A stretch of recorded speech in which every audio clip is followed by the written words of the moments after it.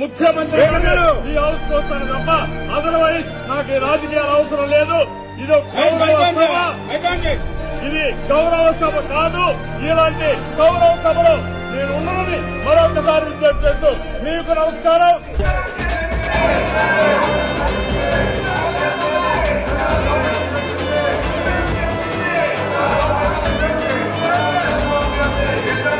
నారా చంద్రబాబు నాయుడు అనే నేను శాసనసభ సభ్యునిగా ఎన్నిక అయినందున శాసనం ద్వారా నిర్మితమైన భారత రాజ్యాంగం పట్ల నిజమైన విశ్వాసం, విధేయత చూపుతానని, భారతదేశ సార్వభౌమాధికారాన్ని, సమగ్రతను కాపాడుతానని, నేను స్వీకరించబోయే కర్తవ్యాన్ని శ్రద్ధాశక్తులతో నిర్వహిస్తానని దైవ సాక్షిగా ప్రమాణం చేస్తున్నాను.